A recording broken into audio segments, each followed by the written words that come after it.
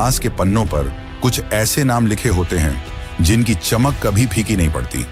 राजा हरिश्चंद्र एक ऐसा नाम जो सत्य और धर्म का पर्याय बन चुका है। लेकिन सोचिए, क्या कोई इंसान सच के लिए अपना राजपाट, अपना सुख, अपना परिवार, यहां तक कि अपनी संतान तक खो सकता है? क्या एक राजा जिसने कभी झूठ बोलना सीखा ही नहीं, उस सत्य के बोझ तले इतना टूट सकता है कि उसे अपनी ही पत्नी से श्मशान शुल्क मांगना पड़े? और अगर सच इतना ही कठिन है तो क्या यह इंसान को तोड़ देता है या अमर बना देता है? आज हम आपको ले चलेंगे उस अद्भुत कथा की ओर जहां एक राजा ने यह साबित कर दिया कि सत्यमेव जयते सिर्फ एक वाक्य नहीं बल्कि जीवन जीने का मार्ग है। यह सिर्फ कहानी नहीं बल्कि एक ऐसी अग्निपरीक्षा है जहां हर पल सवाल खड़ा होता है, क्या सच में इंसान सत्य के लिए सब कुछ कुर्बान कर सकता है? और अगर हां, तो उसका अंत क्या होता है, विनाश या अमृत? जवाब सुनकर आप भी चौंक जाएंगे, तो इस वीडियो को अंत तक जरूर देखें, क्योंकि जो आप देखने वाले हैं वो आपको अंदर तक हिला कर रख देगा। तो चलिए इस अद्भुत और असाधारण कथा को शुरू करते हैं।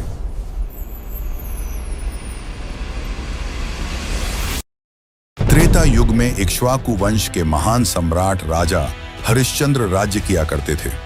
यही वही वंश है जिसमें आगे चलकर भगवान श्री राम का जन्म हुआ।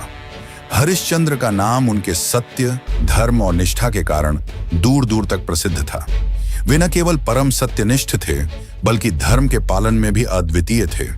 उनकी ख्याति इतनी फैली हुई थी कि देवता हों या दानव, सभी उनके गुणों की प्रशंसा करते थे। उनके राज्य में प्रजा सदैव सुखी और संतुष्ट रहती थी। न कभी दुर्भिक्ष पड़ता, न ही किसी की अकाल मृत्यु होती। जब भी कोई उनके गुणों की सराहना करता तो हरिश्चंद्र बड़े विनम्र भाव से कहते, यह सब मेरे गुरुदेव महर्षि वशिष्ठ की कृपा का परिणाम है। वे यह केवल औपचारिकता में नहीं कहते थे बल्कि वास्तव में गुरु चरणों में उनकी गहरी श्रद्धा थी। एक दिन इंद्र की सभा में महर्षि वशिष्ठ और विश्वामित्र सहित देव, दानव, गंधर्व और यक्ष सब एकत्र बैठे थे। चर्चा चल रही थी कि धरती पर सबसे बड़ा दानी, धर्मात्मा और सत्यवादी कौन है। महर्षि वशिष्ठ ने गर्व से कहा, ऐसा अद्वितीय शासक केवल मेरा शिष्य राजा हरिश्चंद्र ही है।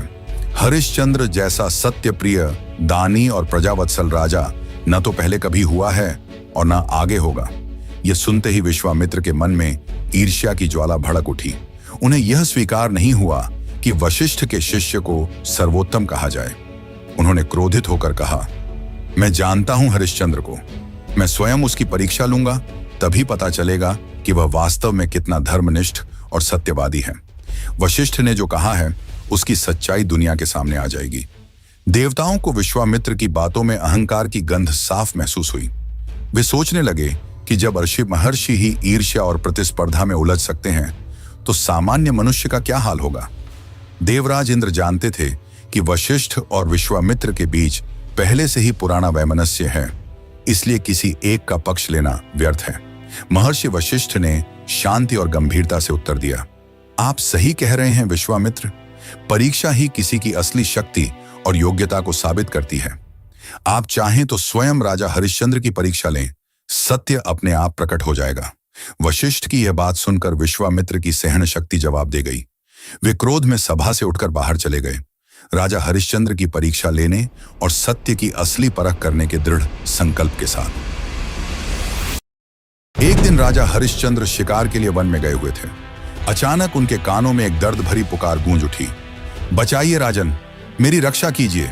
राजा ने तुरंत घोड़ा रोका और देखा कि सामने एक युवा तपस्विनी दोनों हाथ आकाश की ओर उठाकर रोते हुए रक्षा की गुहार कर रही है। चारों ओर नजर दौड़ाने पर राजा को कोई और दिखाई न दिया। वे आश्चर्यचकित होकर बोले, कौन है जो तुम्हें कष्ट पहुंचा रहा है?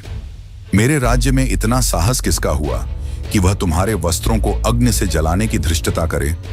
बताओ वह कौन है, मैं अभी उसे अपने बाणों से समाप्त कर दूंगा। तपस्विनी ने रोते हुए उत्तर दिया, राजन, यहां से कुछ ही दूरी पर एक तपस्वी घोर तप कर रहा है। वह अपने तप्पल से मेरी सारी सिद्धियां छीन लेना चाहता है। उसी भय से मैं आपकी शरण में आई हूं। हरिश्चंद्र ने दृढ़ स्वर में कहा, तुम निश्चिंत होकर तप करो। जब तक मैं जीवित हूं मेरे राज्य में कोई अन्याय नहीं होगा। मैं अभी उस पाखंडी को देखता हूं। इतना कहकर वे तुरंत उस दिशा में बढ़ चले। राजा उस तपस्वी के समीप पहुंचे जो आंखें मूंद कर कठोर तप कर रहा था। उसका चेहरा दूसरी ओर था, इसलिए उसने राजा को आते हुए नहीं देखा। हरिश्चंद्र ने क्रोध में ललकारा, दुष्ट, तू अबला स्त्री की सिद्धियां हड़पना चाहता है? दूसरों को पीड़ा देकर की गई तपस्या का क्या मूल्य? तू अवश्य कोई पाखंडी तांत्रिक है, लेकिन जब तक मैं जीवित हूं तेरी यह काली साधना सफल नहीं होगी। उठ, मेरे सामने आ, वरना मेरे बाण तुझे भस्म कर देंगे। राजा की कड़कती वाणी का कोई असर न हुआ तो वे और निकट गए और फिर गरजे। तभी वह तपस्वी आंखें खोलकर खड़ा हुआ। उसका चेहरा क्रोध से लाल था। उसने कहा, राजन, तेरे अहंकार का दंड तुझे अभी मिलेगा। राजा स्तब्ध रह गए, क्योंकि सामने कोई और नहीं, स्वयं महर्षि विश्वामित्र खड़े थे। हरिश्चंद्र तुरंत धनुष बाण नीचे रखकर हाथ जोड़कर बैठ गए और विनम्र स्वर में बोले, भगवान, मुझसे भारी भूल हो गई।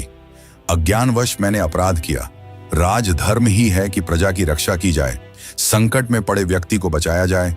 कृपया मुझे क्षमा करें और धर्म के अनुरूप दंड दें।